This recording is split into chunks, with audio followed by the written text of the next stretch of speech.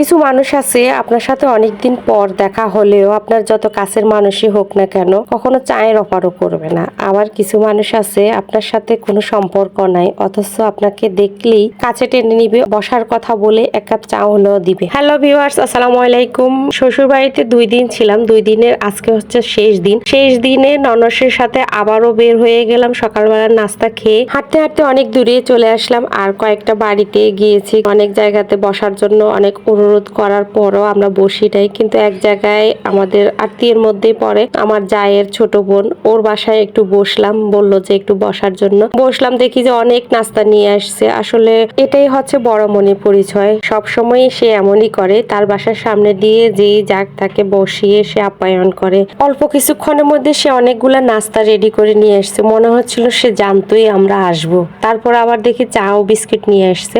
আর চাটা কিন্তু অনেক মজা হয়েছে, এত বেশি চা দিছে, এত বেশি চা অবশ্য আমি খাই না। তারপর চাটা মজা হয়েছে সেজন্য খেয়ে নিছি। প্রায় 4-5 বাড়ি ঘুরে তারপরে আবার চলে আসলাম বাড়ির দিকে। আর এই পুকুরটাতে আমরা অনেক গোসল করছি, ঘরের যাবতীয় ধোয়া সবকিছু এই পুকুরটাতে হয়েছে। এখন নাকি এটাতে তেমন একটা কিছু করা হয় না, সেজন্য এই অবস্থা হয়ে আছে। দেখতে খুব ভালোই লাগতেছিল।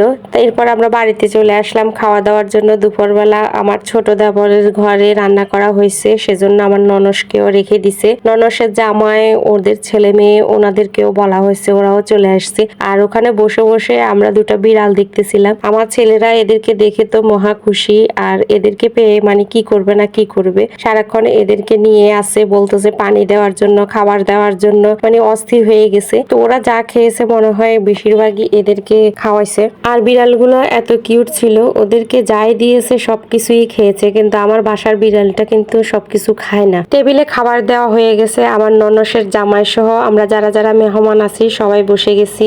আর আমার দেবরের বউ জানে যে আমি শাক পছন্দ করি, সেজন্য সে শাক ভাজি করে নিছে। এত কিছুর পরেও এখানে মাংস রান্না করছে, মাছের একটা দুপায়েজা করছে। কি মাছ সেটা আমার জানা নাই, তবে সামুদ্রিক মাছ, তারপর ডিম, সবজি সবকিছু মিলে আসলে আলহামদুলিল্লাহ অনেক মজা হয়েছে। ওদের রান্নাও কিন্তু অনেক মজা হয়, এজন্য সবাই অনেক মজা করে খেয়ে নিছি। যখন নাকি বাড়িতে ছিলাম সবাই মিলে এভাবে কিন্তু একসাথে খাওয়া হতো, কখনো আলাদা করে খাওয়া হতো না। সব সময় সবাই একসাথে বসে খাওয়া দাওয়া করতাম। এখন যদি আমার শ্বশুর শাশুড়ি থাকতো এত খুশি হতো, কখন কি খাবো না খাবো সবকিছুরই খেয়াল ওনারা রাখতো। খাওয়া দাওয়া শেষ করে চলে আসলাম নারিকেল পাড়ার জন্য। সারা দিন একটা লোক খুঁজতেছিলাম যে নারিকেল গুলো পাড়ার জন্য। বাড়িতে এমন কোনো লোক নাই যে যাকে দিয়ে নারিকেল গুলো পাড়তে পারবো। অনেক বাড়ি ঘুরে একটা ছেলেকে খুঁজে পেলাম। সকালবেলা নাস্তা করে ননসার আমি এজন্যই বের হয়ে গেলাম। আর 4-5 বাড়ি ঘুরে আসলাম, লোক পেলাম না। আমার ননসের তো পায়ে ব্যথা হয়ে গেছে হাঁটতে হাঁটতে, অনেকদিন পর নাকি এরকম করে হাঁটছে। তো যাই হোক একটা ছেলেকে পেলাম,